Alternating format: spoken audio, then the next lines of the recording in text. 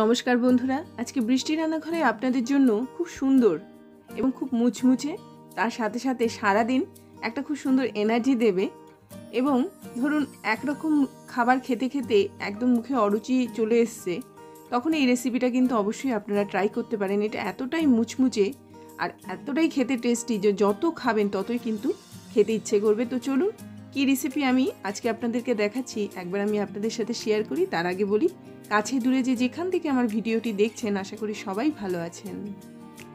কি নিয়ে নিচ্ছি আমি এখানে সুজি নিয়ে নিচ্ছি। সুজি সারাদিন কিন্তু খুব সুন্দর এনার্জি নিয়ে আসে।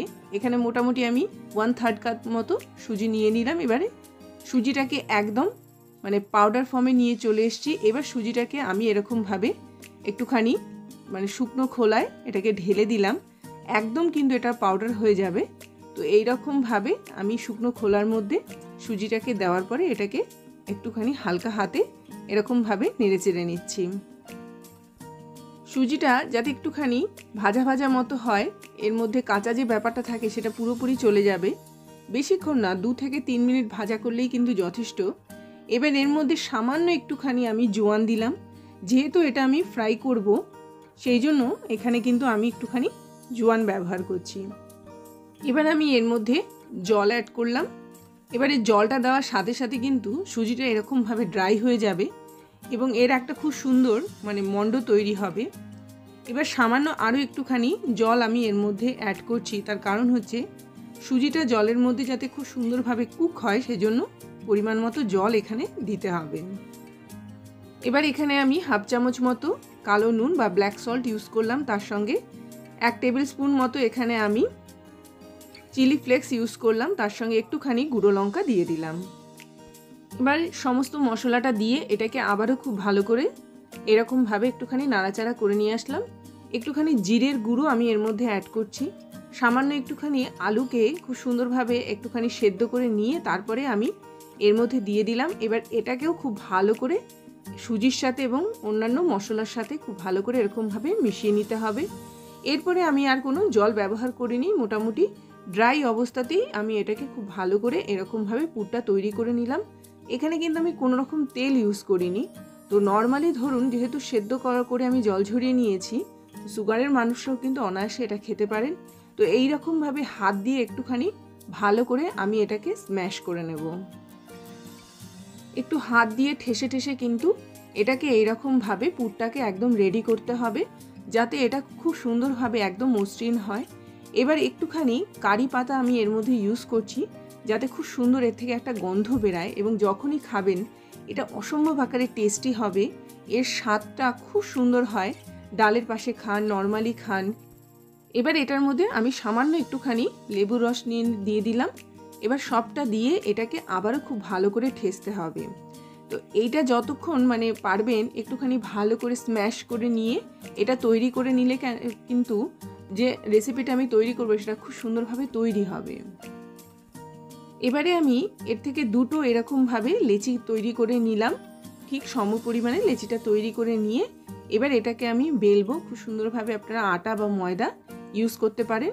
তার মধ্যে একটা এরকমভাবে বল আমি এর মধ্যে দিয়ে দেব। এবারে এটার মধ্যে শুকনো বলটা দেওয়ার পরে এটাকে খুব সুন্দরভাবে কিন্তু বেলে নিতে হবে, প্রপারলি যাতে ইকুয়ালভাবে এটা বেলা যায় সেরকমভাবে হাত দিয়ে একটুখানি চাপ দিয়ে দিয়ে আমি এটাকে এরকমভাবে বেলে নিচ্ছি। একটুখানি ড্রাই করে বেলতে হবে, এর মধ্যে কোনো রকম তেল দেওয়ার দরকার নেই। আমি এই রকমভাবে আলতো হাতে এটাকে বেলে নিচ্ছি। বেলার সময় এটাকে খুব বেশি কিন্তু চাপ দেবেন না, একদম আটা বা ময়দা হালকা একটুখানি ছড়িয়ে দিয়ে তারপরে এই রকমভাবে খুব সুন্দরভাবে আলতো হাতে কিন্তু এটাকে বেলতে হবে। তাহলে যে রিংগুলো আমি তৈরি করব সেটা কিন্তু খুব সুন্দরভাবে একদম অ্যাপ্রোপ্রিয়েট তৈরি হবে। একদম রেডি হয়ে গেছে। আমি এরকম একটা কৌটোর, যে কোনো কৌটোর মুখ এরকমভাবে নিয়ে তারপরে এর ওপর দিয়ে জাস্ট এরকমভাবে গোল গোল করে তৈরি করে নিতে হবে এবং তার থেকে একটুখানি ছোট মুখ দিয়ে আমি এরকমভাবে আবারও একটা স্ট্রাকচার তৈরি করে নিচ্ছি। নর্মালি এরকম সাইজের কন্টেনারের মুখ আমাদের বাড়িতে বা যে কোনো বাড়িতে কিন্তু এগুলো অ্যাভেলেবেল পাওয়া যায়। তো এই রকমভাবে কিন্তু আমি আলুর রিংগুলো তৈরি করে নিলাম। আলতো হাতে জাস্ট এগুলোকে তুলে নিলেই কিন্তু একদম দেখুন রেডি হয়ে গেল আলুর রিংগুলো। তো এখানে আমি আলু আর সুজিকে খুব সুন্দরভাবে মিক্সড করে কিন্তু এই রিংগুলো তৈরি করে নিয়েছি। তো অসম্ভব আকারে হেলদি একটা খাবার। তো এগুলোকে এবারে আমি ডিপ ফ্রাই করব। তো এইরকমভাবে যদি মনে হয় তোলার সময় একটু প্রবলেম হচ্ছে, ছুরি দিয়ে জাস্ট নিচটা এরকমভাবে তুলে নেবেন, আলতো করে কিন্তু উঠে আসে। এবারে আমি রিংগুলো তৈরি করে নিয়ে জাস্ট এগুলোকে উল্টো করে একটুখানি সময়ের জন্য রেখে দিয়েছিলাম সেট হওয়ার জন্য। এবারে একদম ছাকা তেলে এগুলোকে ভাজতে হবে। এই রকমভাবে তেলটাকে একটুখানি গরম করে নিয়ে তারপরে আমি এই রিংগুলো এর মধ্যে দিয়ে দিলাম। এরই মাঝখানে বলে রাখি, যদি আমার চ্যানেলটিকে আপনাদের ভালো লেগে থাকে অবশ্যই চ্যানেলটিকে সাবস্ক্রাইব করবেন। আর এই ভিডিওগুলো যদি আপনাদের ভালো লেগে থাকে তাহলে অবশ্যই লাইক করুন, শেয়ার করুন, নোটিফিকেশান পাওয়ার জন্য বেল আইকনকে প্রেস করুন। আর এই ধরনের ভিডিও যদি আপনারা আরও পেতে চান অবশ্যই আমাকে কমেন্টের মাধ্যমে জানাবেন। তো এই রকমভাবে জাস্ট আমি এগুলোকে উল্টে দিচ্ছি। আর এগুলো অসম্ভব আকারে মুচমুচে হয় এবং অনেকক্ষণ পর্যন্ত আপনারা কিন্তু এটাকে স্টোর করতে পারবেন। এগুলো বড় থেকে ছোট সবাই কিন্তু গোগ্রাসে খাবে। আমি এর মধ্যে খুব বেশি কিন্তু লঙ্কা ইউজ করিনি। তো অবশ্যই আপনারা বাচ্চাদেরকে এগুলো দিতে পারেন। ডালের পাশে এগুলো খেতে অসাধারণ লাগে। নর্মালি যদি আপনারা মনে করেন টমেটো সস দিয়েও এগুলো খেতে পারেন, সঙ্গে স্যালাড নিয়েও খেতে পারেন, অফিসে বলুন বা স্কুল টিফিন হিসাবে সাইড ডিশ হিসাবেও কিন্তু ব্যবহার করতে পারেন। বাইরে তেলে ভাজা বা অন্য কিছুর বদলে আপনারা সন্ধ্যের সময় মুড়ির পাশেও কিন্তু এগুলোকে অনায়াসে নিতে পারেন। তো এইরকমভাবে আমি একদম মুচমুচে করে ভাজা করে নিয়ে একদম এক্সেস যে তেলটা আছে আমি একটা টিস্যুর মধ্যে এগুলোকে জাস্ট দিয়ে রেখে দিয়েছি, যাতে করে এক্সেস তেলটা একদম শুষে নেয়।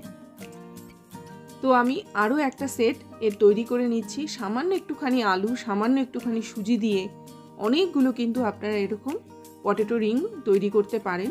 তো এই রকমভাবে তৈরি করে রাখুন, স্টোর করে রাখুন। নর্মালি আপনারা যদি মনে করেন একদম ফ্রিজের মধ্যে তৈরি করে রাখতে পারেন। একটা নর্মালি এয়ারটাইট কন্টেনারের মধ্যে নর্মালিও কিন্তু আপনারা রাখতে পারেন। বা ধরুন আপনারা তৈরি করে রাখলেন, কোনো কারণে এগুলো একদম মুচমুচে থাকলো না, আবারও একটুখানি ছাকা তেলে ভাজা করে নিন, একই রকম টেস্ট এবং তারপরেও কিন্তু খেতে অসাধারণ লাগবে। যেভাবেই তৈরি করুন না কেন, যখনই তৈরি করুন না কেন আর যেভাবেই রাখুন না কেন, আপনারা এগুলো যখনই দেবেন এগুলো কিন্তু এক নিমিষে একদম শেষ হয়ে যাবে। সঙ্গে সঙ্গে আপনারা তৈরি করুন গরম গরম এবং সঙ্গে সঙ্গে খান, খুব ভালো লাগে এগুলো খেতে। তার সাথে সাথে আমি একটু টমেটো সস এখানে পরিবেশন করলাম। আপনারা মুড়ির পাশে খান কিংবা চায়ের সাথে খান, খেতে কিন্তু অসাধারণ লাগবে। এই বলে আজকের মতো বিদায় নিচ্ছি। আবার আসবো একটা খুব সুন্দর ভিডিও নিয়ে। ততক্ষণ সবাই ভালো থাকুন, সুস্থ থাকুন আর দেখতে থাকুন বৃষ্টি রান্নাঘরে। আসলাম কিন্তু।